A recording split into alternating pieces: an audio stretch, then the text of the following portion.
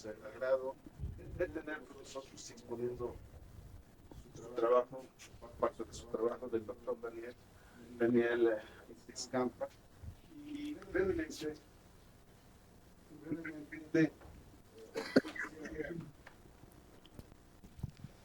brevemente, quisiera darles una semblanza del doctor Tiscampa. El doctor obtuvo los grados de maestro y doctor en física en el CINVESTAD. Actualmente está haciendo una estancia postdoctoral en la SFEM y sus temas de investigación se centran en los fundamentos de la mecánica cuántica supersimétrica, estados coherentes, obtención de soluciones exactas para materiales de Dirac y un largo etcétera. Doctor, muchísimas gracias por aceptar el seminario. A todos. El tema de la charla del día de hoy es soluciones exactas para materiales de Dirac que interactúan con campos eléctricos y magnéticos dependientes de la posición.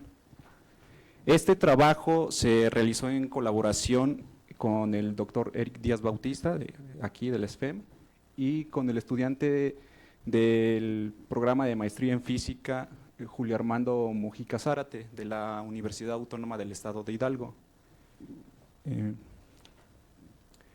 El contenido de la charla es el siguiente. Voy a comenzar dando algunos breves aspectos sobre el hamiltoniano efectivo que describe los materiales de Dirac. Vamos a abordar el problema de eigenvalores para este hamiltoniano efectivo. Posteriormente voy a describir un método que construimos, que denominamos la matriz K, el cual nos permite desacoplar las ecuaciones diferenciales que aparecen en el problema de eigenvalores. Y finalmente voy a terminar con algunos ejemplos donde se aplica este método. Ok. Bueno,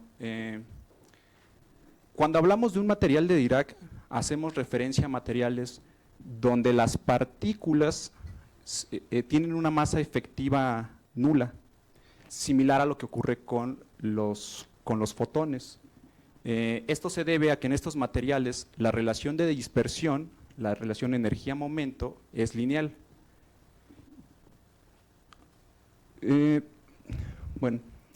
Por otro lado, cuando la velocidad efectiva de estas partículas en el material es constante, pero no es la misma en todas las direcciones, decimos que estos materiales son isotrópicos, y de lo contrario, cuando la velocidad es la misma en todas las direcciones, decimos que el material es isotrópico, y cuando no lo es, decimos que el material es anisotrópico.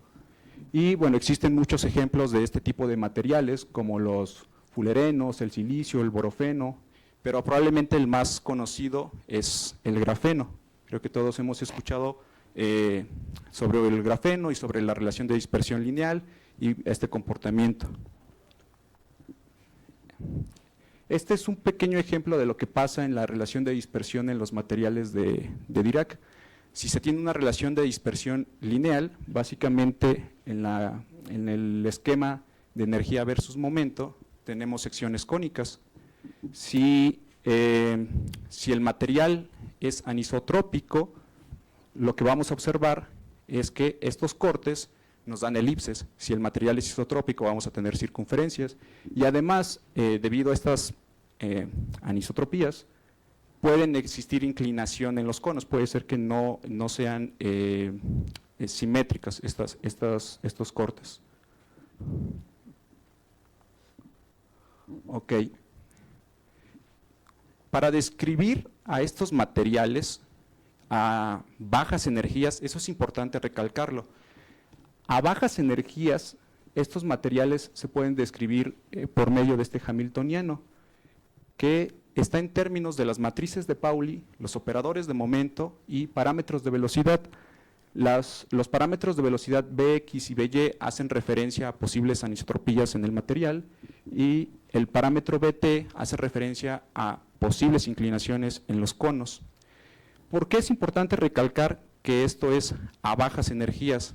Si alguno de ustedes ha observado la relación de dispersión, por ejemplo, del grafeno, en realidad no es cónica, no se tiene una relación de dispersión lineal como todo el mundo piensa.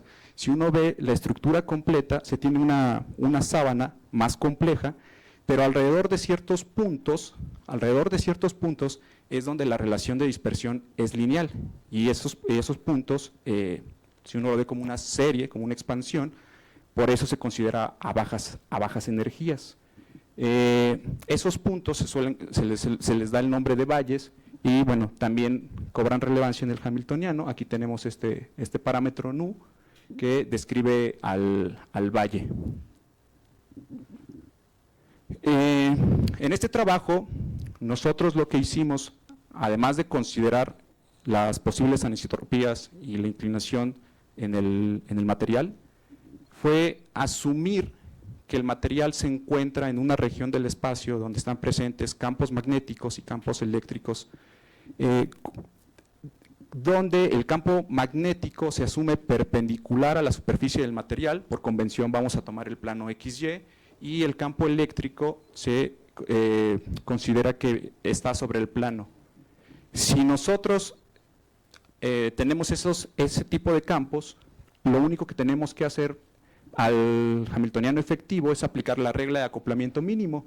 Entonces vemos que el cambio que hicimos fue pasar del momento canónico al momento cinético. Agregamos las componentes del potencial vectorial, genera el campo magnético, y agregamos el potencial escalar que nos genera el campo eléctrico, el campo eléctrico. Y bueno, este sería el hamiltoniano efectivo que vamos a tratar de resolver. Ok. En este punto, nosotros estamos interesados en encontrar estados ligados, y para ello sabemos que debemos resolver una ecuación de eigenvalores. Antes de resolver el problema de eigenvalores, nosotros hemos decidido hacer una redefinición de algunas cantidades. Básicamente hemos introducido estas nuevas cantidades que son rescalamientos tanto en la posición como en el momento, como en los potenciales. Este rescalamiento de todas estas cantidades, estrictamente hablando, no es necesario hacerlo para poder resolver el problema. Podríamos seguir trabajando con las variables originales, pero hay una razón particular para hacerlo, y tiene que ver con la estructura que adquiere el hamiltoniano efectivo después de introducir estas cantidades, porque bueno, vemos que la expresión para el hamiltoniano efectivo se simplifica, pero además nos permite escribir este primer término que correspondería en estas nuevas variables a una descripción que se utiliza para un material isotrópico, donde la velocidad efectiva en el material está dado por la media geométrica de las velocidades anisotrópicas. Este primer término, por ejemplo, podría servirnos para describir al grafeno sin deformar, o grafeno puro. Y tenemos un segundo término que tiene la información de la inclinación de los conos. Esta estructura es bastante útil, estos cambios, perdón, son bastante útiles para llevar al hamiltoniano efectivo esa estructura. Ahora, por otro lado, la razón para definir los rescalamientos de esta manera, otra razón para definir esos escalamientos, es porque estas nuevas variables preservan las relaciones de conmutación canónicas. Ustedes pueden comprobar que estos rescalamientos efectivamente preservan las relaciones de conmutación, entonces es muy útil trabajar con estas nuevas cantidades. Sin embargo, si nosotros asumimos que los campos eléctricos y magnéticos que se están aplicando pues no tienen un perfil definido, resolver esto pues es bastante complicado. Para ello, nosotros nos vamos a remitir a un caso particular. En este caso particular vamos a elegir que el campo magnético y el campo eléctrico varíen únicamente en una dirección espacial. En nuestro caso elegimos la coordenada X, y esto nos permite escribir el potencial vectorial en la norma de Landau, y bueno, también el potencial escalar, que antes dependía de 2 coordenadas, pues pasa a depender de una sola coordenada, y esto simplifica bastante el problema. ¿Por qué? Bueno, si nos enfocamos ahora en el problema de eigenvalores, si intentamos encontrar soluciones estacionarias, el pedir que los campos eléctricos y magnéticos tengan esta estructura nos permite garantizar que el hamiltoniano efectivo conmuta con el operador de momento en la dirección y, tanto en la variable original como en la variable reescalada. Y como sabemos, el operador de momento es el generador de traslaciones. Por lo tanto, si esto conmuta, nos permite garantizar que las soluciones se pueden escribir como el producto de una solución de onda plana en la dirección y por un nuevo espinor, pero que ahora solamente depende de la componente espacial X. Entonces, bueno, esta simplificación en los campos es bastante útil. Y bueno, aquí hay algunas cantidades que igual vamos redefiniendo en las nuevas coordenadas. Este KC es en esencia un reescalamiento del número de onda en la dirección y bueno, como les mencionaba, el nuevo espinor es un espinor de 2 componentes que depende únicamente de la variable X, y el problema de eigenvalores va a estar resuelto cuando se logre encontrar esta solución, que ya sabemos que nuestra solución total es este producto. Ahora, con esa información, introduciendo toda esa información en el problema de eigenvalores para el hamiltoniano efectivo, se obtiene esta ecuación diferencial. Algo que podemos observar en esa estructura es que esa ecuación diferencial en realidad es una ecuación matricial. Si nos enfocamos en las componentes del espinor que estamos tratando de encontrar, esa ecuación nos dice que las ecuaciones diferenciales que satisfacen las componentes del espinor se encuentran acopladas, porque tenemos términos proporcionales a sigma x y a sigma y. Entonces, esas ecuaciones diferenciales van a estar acopladas. Entonces, el problema de eigenvalores, ahora, para poderlo resolver, nos lleva a tener que desacoplar ese sistema. Y, bueno, para hacer eso, aquí nosotros hemos propuesto un cambio de variable. Vamos a proponer un cambio de variable z que depende de xc, pero necesitamos exigir que este cambio de variable sea invertible, y esta parte es muy importante. El cambio de variable debe de ser invertible. Con este cambio de variable, las cantidades, los potenciales se redefinen de esta manera, y la ecuación diferencial que teníamos se puede llevar a esta estructura en la nueva variable, donde las funciones F1 y F2 en esencia contienen la información de los campos, tanto del campo eléctrico como del campo magnético, en la nueva variable. Y aparece una función que hemos llamado g de z, que es la derivada del cambio de variable z respecto a la variable original. Esta función g de z juega un papel relevante en esta construcción, entonces, bueno, la vamos a tener en cuenta de aquí en adelante.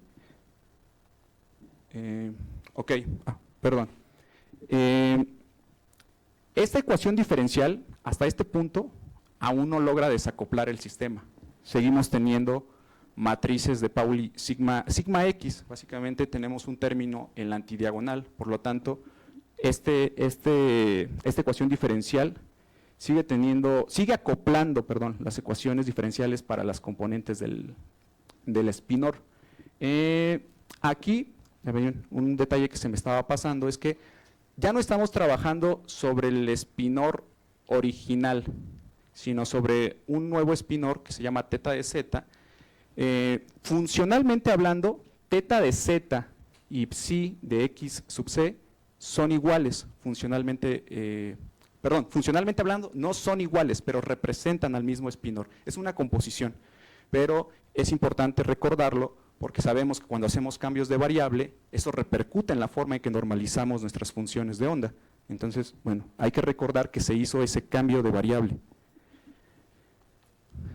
Dicho eso, no hemos logrado desacoplar el sistema, y aquí viene la parte del método que nosotros llamamos la matriz K, que consiste en lo siguiente: a la ecuación diferencial que se tenía para el espinor teta de z, le vamos a aplicar el operador diferencial g de z por la derivada respecto a z, a esta ecuación de aquí. Después de hacer algunas manipulaciones algebraicas sobre el nuevo operador que se obtiene, uno puede demostrar que el espinor que estamos buscando, teta de z, satisface este sistema de ecuaciones diferenciales, o las componentes de teta de z satisfacen esta ecuación homogénea. Sin embargo, aquí hay nuevamente un pequeño problema. D de z es un operador diferencial de segundo orden, proporcional a la identidad, ahí no hay problema, pero K es una matriz 2×2 con entradas dependientes de la posición, o bueno, de la variable que se obtuvo después del cambio, y tiene términos en la antidiagonal. Entonces seguimos teniendo un sistema de ecuaciones diferenciales acoplado, y ahora es de segundo orden. Estas entradas de la matriz K se definen de esta forma, tal y como vemos aquí, para A1 y A2, y básicamente las entradas tienen tanto información del cambio de variable, que está contenida en G de Z, como de los campos, que están contenidas en las funciones F1 y F2. Pero el sistema sigue acoplado, entonces no hemos terminado, no hemos logrado resolver el problema de eigenvalores.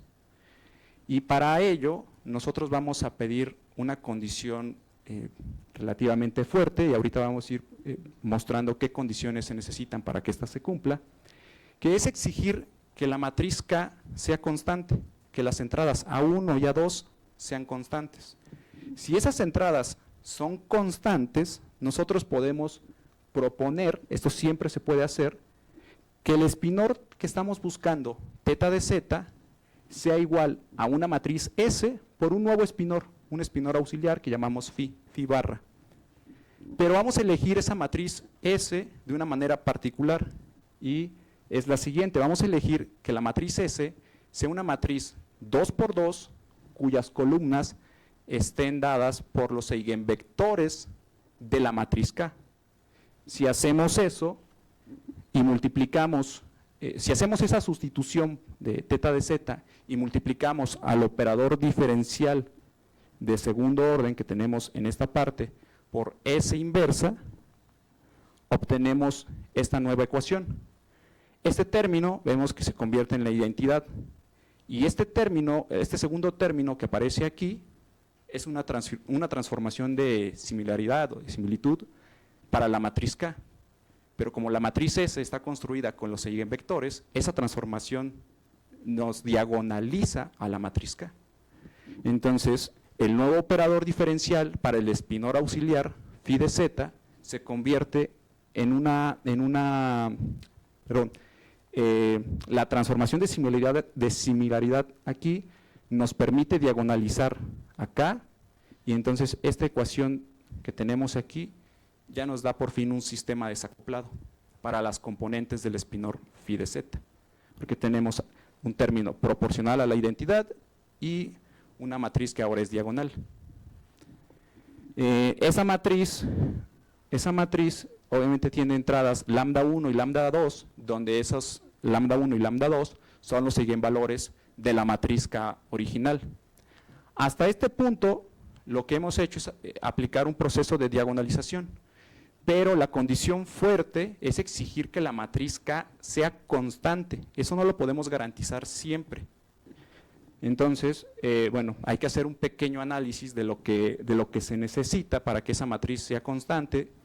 Y bueno, por un lado ya les había comentado que ahora el sistema está desacoplado, y las componentes del espinor auxiliar phi satisfacen una ecuación de eigenvalores. Cada componente satisface una ecuación de eigenvalores, donde el eigenvalor pues, viene dando básicamente por los eigenvalores de la matriz K.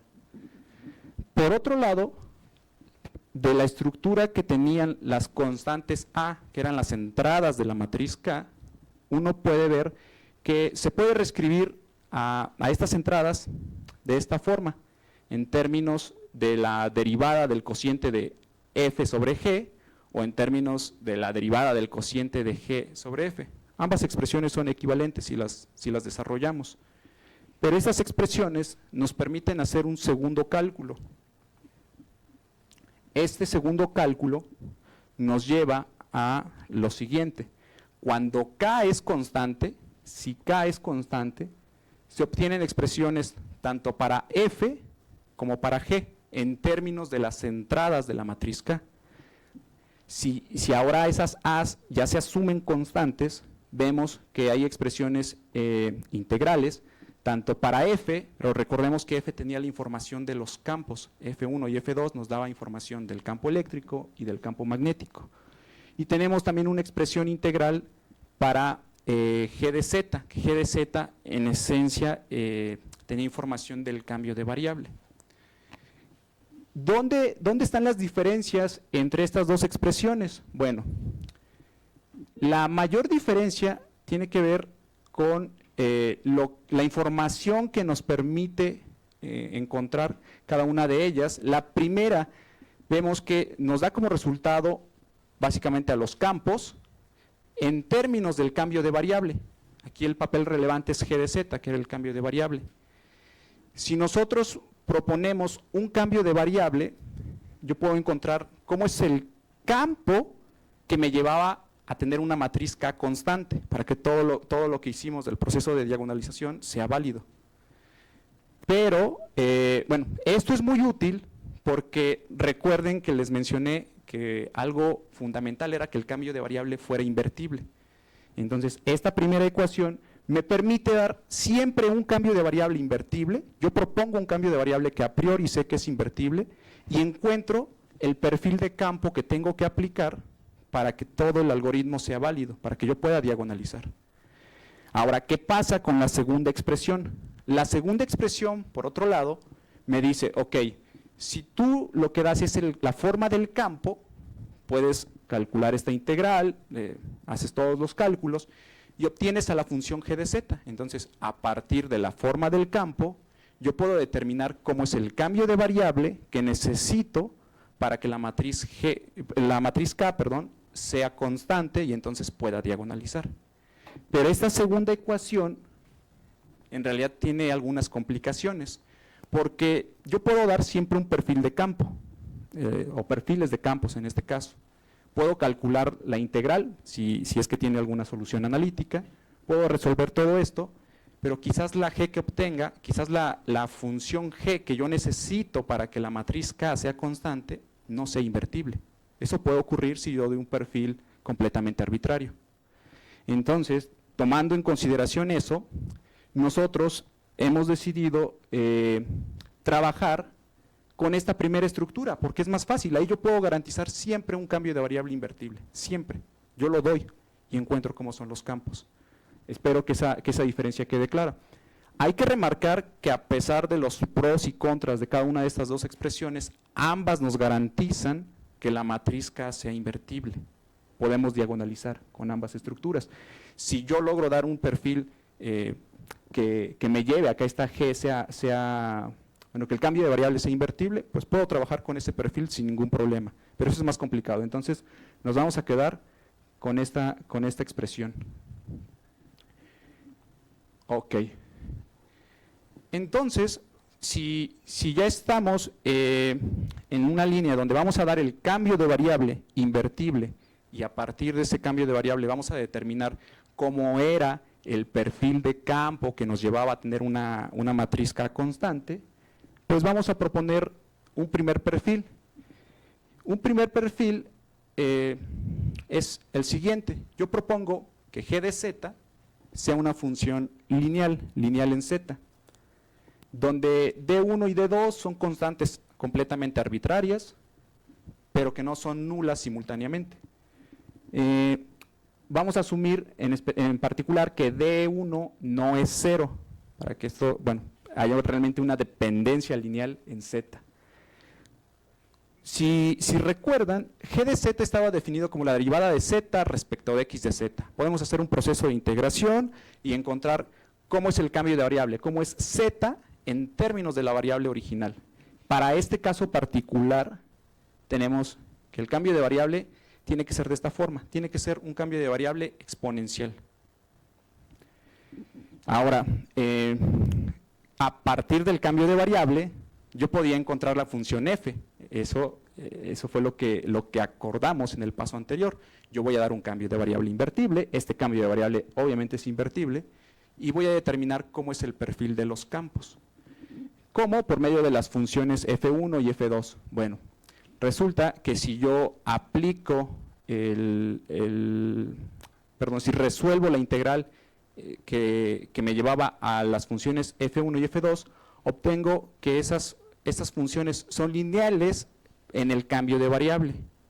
Estas nuevas constantes CJ son constantes del proceso de integración.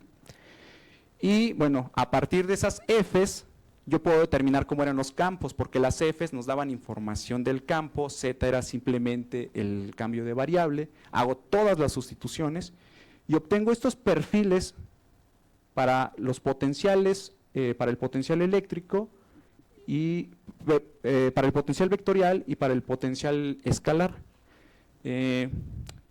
Parecen un poco complicados, pero en realidad podemos observar que la mayor parte de los parámetros que aparecen aquí son constantes. Todas las A's, todas las C's, las D's son constantes, las B's son los parámetros de velocidad, todo eso es constante. La parte funcional en ambos casos está contenido en este término. Entonces, vemos que si yo aplico un cambio de variable que sea exponencial respecto a la variable original, los perfiles de campo que tenía que aplicar para que la matriz K sea constante son perfiles exponenciales. Con otro perfil diferente no voy a obtener una matriz K constante si el cambio de variable es exponencial. Ok. Y bueno, obviamente si calculamos las derivadas de esos potenciales, pues obtenemos lo que les decía, el campo magnético tiene que tener un perfil exponencial, el campo eléctrico también tiene que tener un perfil exponencial, y esas condiciones es lo que nos garantiza el poder diagonalizar, porque vamos a obtener una matriz K constante. Entonces, esta es una pequeña… la forma en que hemos encontrado estos resultados es, propongo el cambio de variable, encuentro el campo, pero ahora que sé cómo es el campo, pues puedo aplicar una expresión simplificada. Yo parto de proponer campos que ya tienen ese perfil exponencial, he simplificado todos los parámetros, calculo los potenciales, tanto el potencial vectorial como el potencial escalar, y bueno, comparo con el algoritmo que tenía a partir de esas expresiones, y veo, bueno, aquí he redefinido algunas cantidades, se han redefinido algunas cantidades que involucran a las amplitudes de los campos. Este término beta nu es un término que involucra al cociente de la amplitud de los campos, definido aquí, y además tiene información de la inclinación de los conos y del índice de Valle. Recordemos que para que la matriz K sea constante se necesitaba un cambio de variable exponencial. Bueno, vamos a elegir este cambio de variable, este es exponencial. Con este cambio de variable y con estos perfiles, uno calcula las constantes y vemos que efectivamente la constante A1 y la constante A2, A1 y A2 son constantes. Entonces, la matriz K es constante y puedo diagonalizar. Además, las demás constantes que aparecían en los procesos de integración, bueno, están definidas de esta forma, y eso nos lleva a que las componentes del espinor que estamos buscando para resolver el problema de eigenvalores satisfacen esta ecuación diferencial. Vemos que es una ecuación diferencial que efectivamente ya no está acoplada. donde este lambda bueno, es el eigenvalor de esa matriz K y está definido de esta forma. Para este caso particular, las funciones más y las funciones menos están en términos de los polinomios de Laguerre, los polinomios asociados de Laguerre, y el espectro de energía, bueno, es todo esto que está aquí. En esta expresión para la energía, el término beta nu nos permite recuperar algunos casos conocidos. Si yo mando beta nu a 0, voy a recuperar, por ejemplo, situaciones que ocurren en materiales isotrópicos. Y por otro lado, hay un efecto que tiene que ver con la inclinación de los conos, que no ocurre, digamos, en el grafeno. Para n igual a 0, este término desaparece, o este término. También desaparece el segundo término, este término que tenemos acá.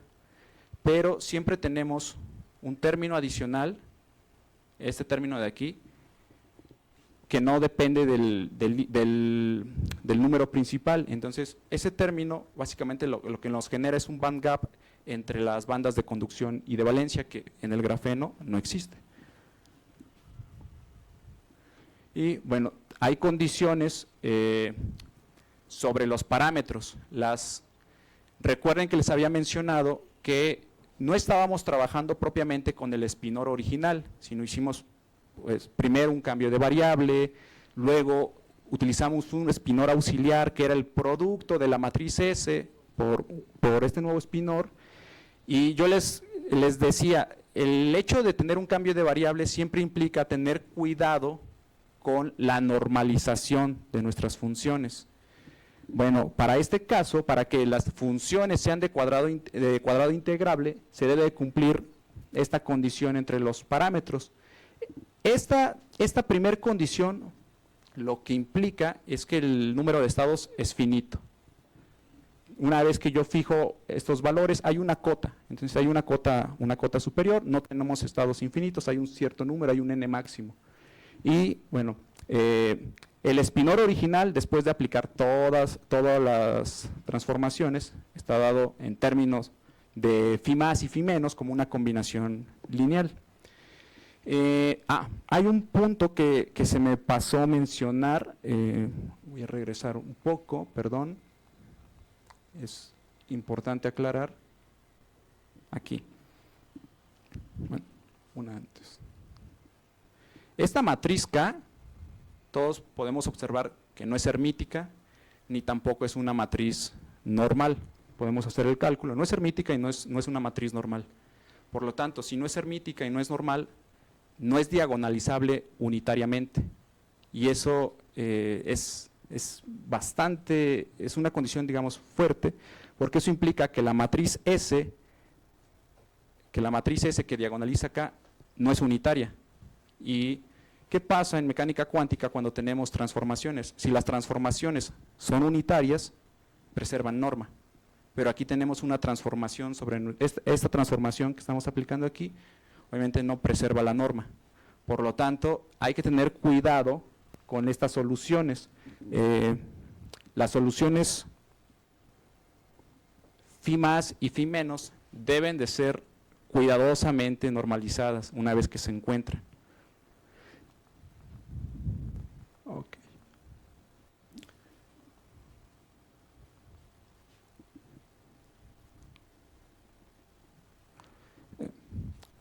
Bueno, perdón por el pequeño paréntesis. Una vez que se obtiene la solución general para este tipo de perfiles, algo que podemos observar es que en el límite de beta nu tendiendo a 0,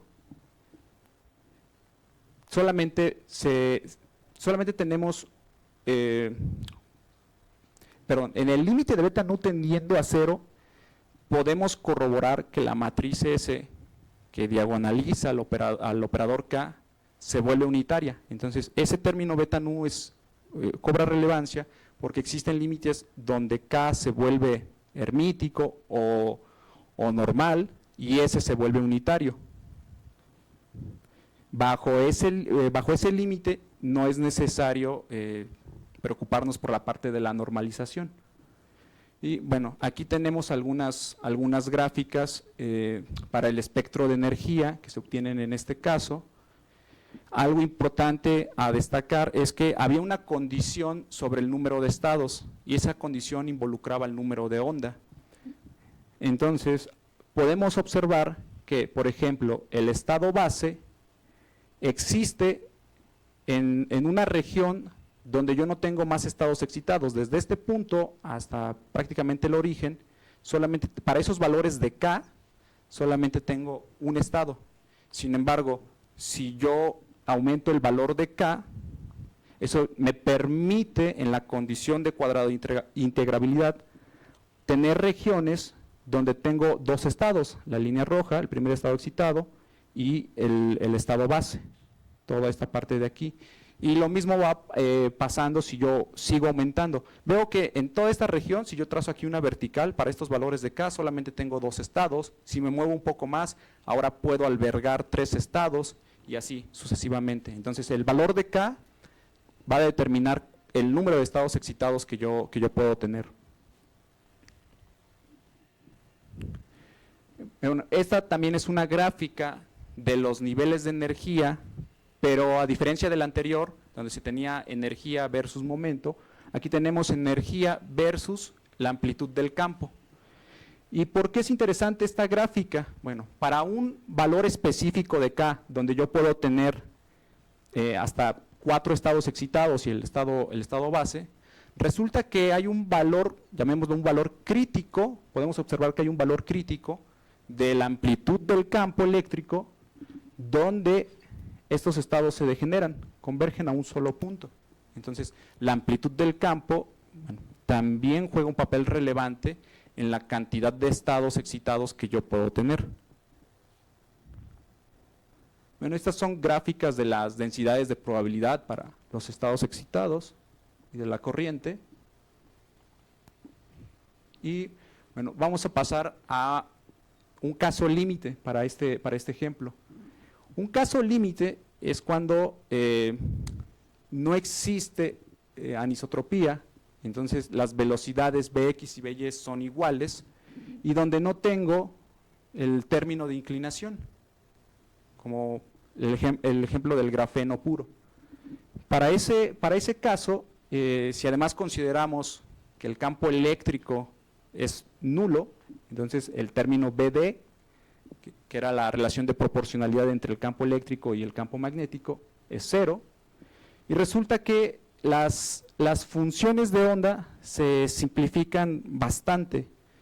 La función de onda se simplifica de esta forma. Ahora ya no tenemos una combinación lineal, tenemos simplemente un término en el espinor, y tenemos una energía que reproduce lo que uno esperaría para grafeno. Podemos ver que cuando n vale 0, la energía vale 0, entonces las bandas se están tocando, las bandas de conducción y las bandas de valencia. Entonces, este cálculo general que hicimos, esta construcción general, donde considerábamos la anisotropía, donde considerábamos el término de inclinación, nos permite jugar con los parámetros de velocidad y reproducir casos que ya están reportados. Esto de aquí está muy bien detallado en la literatura. No es el único ejemplo, también nos permite reproducir otros métodos que se utilizan para hacer este tipo para resolver este problema de eigenvalores.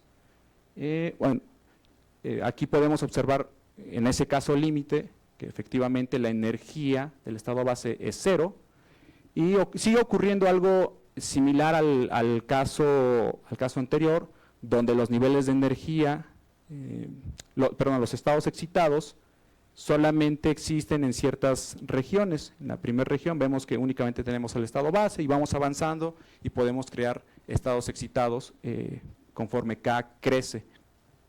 Aquí no tenemos una gráfica de energía versus no hay un valor crítico de la amplitud del campo eléctrico porque ya se consideró que es 0. Simplemente tenemos la relación energía-momento. Y bueno, El último ejemplo, este es muy breve, aquí solamente voy a mostrar los resultados. Consiste en tomar otra transformación invertible para el cambio de variable. Vamos a asumir ahora que la función g es constante, es simplemente una constante. Si hacemos el proceso de integración para encontrar el cambio de variable, vemos que z es lineal en la variable original. Para este cambio de variable, las funciones f1 y f2 también son lineales en z, pero eso nos lleva a que ahora el potencial vectorial y el potencial escalar son lineales en x. Todos los demás términos, todo esto que aparece acá, son constantes. Y si nosotros derivamos, pues esto nos da campos eléctricos y magnéticos constantes. Y resulta que, bueno, este caso también está muy bien detallado en la literatura. Si uno tiene materiales anisotrópicos, inclinación en los conos, y se aplican campos eléctricos y magnéticos constantes, este problema se puede resolver por distintos métodos. Hay trabajos donde, por ejemplo, se aplican transformaciones de Lorentz, un boost, y pasamos de tener campo eléctrico y campo magnético a tener únicamente campo magnético, y eso se resuelve relativamente fácil. A mí me parece que si bien es una forma elegante de hacerlo por las transformaciones de Lorentz, uno puede checar que el proceso es un poquito complicado. Hay que elegir adecuadamente el boost, no es aplicar cualquier boost y ya, no. La velocidad que se tiene que utilizar es una en específico para poder eliminar el término de campo eléctrico. Y bueno, con este algoritmo, a mí me parece, es mi opinión personal, que es más sencillo demostrar que campos eléctricos y campos magnéticos constantes tienen soluciones exactas. Aquí con esto bueno, se demuestra. Y bueno, finalmente llegamos a las conclusiones. Estos me parece que son los puntos más relevantes. El primero es que el algoritmo que desarrollamos permite encontrar soluciones exactas al problema de eigenvalores que se describe para los materiales de Dirac, con anisotropía y con inclinación en los conos, que interactúan con campos magnéticos y eléctricos dependientes de la posición. Aquí mostramos dos ejemplos, pero podríamos haber intentado meter otros cambios de variable invertibles y ver cómo eran los perfiles. Bueno, el segundo punto es que el análisis de la función g nos permite reconstruir perfiles, porque en realidad la situación física es: yo tengo el material, estoy aplicando unos campos que de momento no sé cómo son, asumo que puedo aplicar todo este algoritmo, el proceso de diagonalización, pero sigo sin saber cómo son los campos. Sin embargo, la función g me permite hacer esa reconstrucción. La función g nos juega ese papel en el algoritmo. Y bueno, finalmente vemos que el algoritmo que construimos sí permite permite calcular casos límite que ya están reportados en la literatura, que es simplemente jugar con los parámetros de las velocidades, y eso nos lleva a las mismas soluciones que ya están reportadas. ¿Qué diferencias hay? Por ejemplo, en grafeno es bien conocido que si uno tiene el material y aplica un campo magnético, las soluciones se pueden encontrar por medio de la mecánica cuántica supersimétrica. Aquí no hemos aplicado nada de mecánica cuántica supersimétrica, no utilizamos operadores de entrelazamiento, no hay socios hamiltonianos, simplemente diagonalizamos, es un proceso de diagonalización. Pero las soluciones son las mismas, con los límites adecuados. Bueno, por ahora eso sería todo. Muchas gracias por su atención.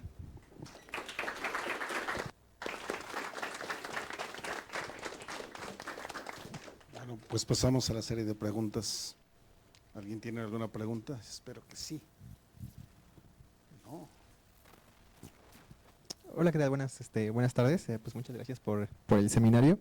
Y me surgieron un par de, bueno, dos dudas muy puntuales. Es en la gráfica de la amplitud del campo en función de los niveles de energía, creo que es la 19, creo. No, la siguiente, creo. Esa. ¿Qué significa físicamente que para los distintos niveles de energía converjan, por ejemplo, en ese punto? ¿Es la degeneración?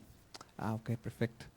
Y la otra pregunta es, ¿hay otra alternativa aparte de ese ANSAX de considerar que la matriz K sea constante para poder diagonalizar la matriz? ¿O hasta el momento ha sido, digamos, la única? Estamos colaborando con unos profesores en el estado de Hidalgo, con el doctor Eric, y hemos visto que sí hay otras formas de diagonalizar, de aplicar un algoritmo simple. Y bueno, la ventaja que se tiene es que te permite meter perfiles más complicados de campo. Sí, no es el único, porque aquí, como mencioné, la matriz K sea constante, pero se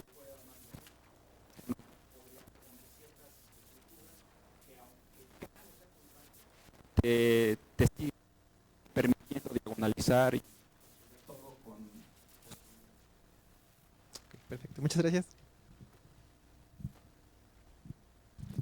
Buenas tardes. Disculpe, yo tengo una duda referente con lo de las partes de la normalización. ¿Qué otra información se obtiene de las constantes? Aparte de que se tiene un valor máximo de n, ¿qué otra relación se puede obtener a partir de ahí?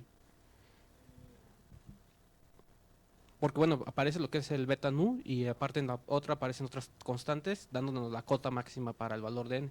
Pero esas constantes tienen información del sistema de los campos, ¿no? Bueno, ¿qué influencia o qué información se obtiene a partir de esa cota? De la cota en la influencia, bueno, cómo influye en el campo eléctrico y en el campo magnético. Bueno, en las constantes. Son los que incluyen en la cota. Ok. Sí, porque por eso tenemos una gráfica de los niveles de energía en términos justo la que preguntaba en su momento. Por ejemplo, esta de aquí. El campo, o sea, la amplitud del campo influye en los niveles de energía. Obviamente se fijó el valor de K. Aquí hay un valor fijo de K, se eligió K igual a 3. Y para ese valor de K están permitidos cuatro niveles, cuatro estados excitados. Pero no es que la cota influya en el campo, es que el campo influye en la cota. Aquí en específico, pues vemos que para este valor del campo es donde se da es el valor crítico, es donde todos esos estados convergen. Es el valor del campo que afecta a los estados. Okay. Gracias. Bueno, muchas gracias por la plática, primero que nada. Y sobre los métodos que mencionaste al final, que también reproducen estos estados, ¿cómo es tu método en comparación con ellos? Es decir, ¿existen perfiles que tu método no pueda reproducir, que estos métodos sí? ¿Y cómo ayudaría el que la matriz ya no sea constante para que sí lo reproduzca? Ok. Si comparamos los métodos, creo que hay pros y contras en ambos. Por ejemplo, mencionaba mecánica cuántica supersimétrica. No sé qué tan familiarizados estén, pero en mecánica cuántica supersimétrica, en esencia aquí nosotros, al momento de diagonalizar, tenemos un sistema de ecuaciones diferenciales de segundo orden desacoplado. Tenemos que resolver esas ecuaciones diferenciales por separado. Resuelvo dos ecuaciones. Cuando se aplica mecánica cuántica supersimétrica o cuando el sistema te permite aplicar mecánica cuántica supersimétrica, no solamente resuelves una, porque sabes que la otra componente la puedes encontrar por medio de los operadores de entrelazamiento. Es necesario resolver esas dos ecuaciones por separado. Entonces, ahí podría ser, por ejemplo, un pro de la mecánica cuántica supersimétrica. Ahora, un contra, si lo comparo específicamente con eso. En mecánica cuántica supersimétrica, tú no puedes meter el término de inclinación. Este término de aquí, si tú lo introduces en el hamiltoniano, las ecuaciones no no se desacoplan. Aparece un término tipo fuente que le dan la torre a la parte de SUSE. Entonces, aquí sí podemos incluir el término y después considerar el caso límite. Entonces, ese sería, por ejemplo, el precio a pagar. Resolvemos dos ecuaciones en lugar de una sola. Mencionaba que hay otros métodos, como el de las transformaciones de Lorentz. Es muy elegante, a mí me gustan mucho los trabajos donde hacen transformaciones de Lorentz, pero tienes que ser cuidadoso con la velocidad. No es, aplico un boost cualquiera y listo, no. La velocidad tiene que ser una muy nada y no lo llevas a un problema simplificado. Hay pros y contras dependiendo lo que quieras describir. Muchas gracias.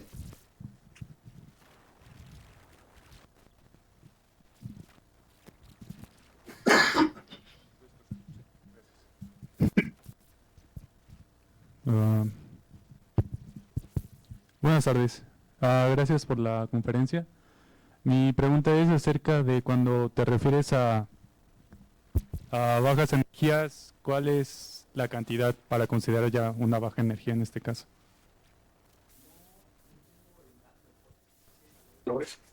Pero esencialmente es que en la relación de dispersión puedas hacer esta aproximación. Como les decía, si tú graficas energía contra momento, tienes por ahí una superficie toda rara. Hay ciertos puntos alrededor de la expansión y ahí tú dices, ok, si me quedo alrededor de esos puntos, puedo hacer una aproximación lineal. En el límite donde tú puedas hacer eso es lo que llamamos bajas energías. ¿Esos puntos son los valles? Ok. Gracias.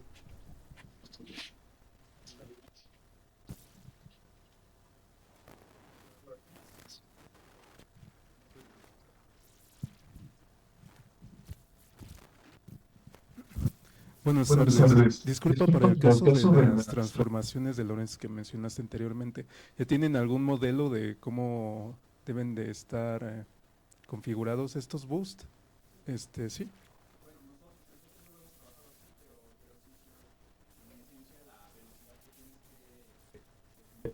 La que tienes que pensar en el punto. No recuerdo exactamente qué es, pero es de las amplitudes de campos. Una proporción igual específica para que puedas aplicar el boost. Ahí la idea es desaparecer el campo eléctrico de la ecuación. Con el ajuste adecuado de esa velocidad logras desaparecer el campo eléctrico. Tienes un sistema donde el hamiltoniano efectivo se ve como la ecuación de Dirac únicamente con campo magnético, y eso se puede resolver con mecánica cuántica supersimétrica. Muchas gracias. De nada.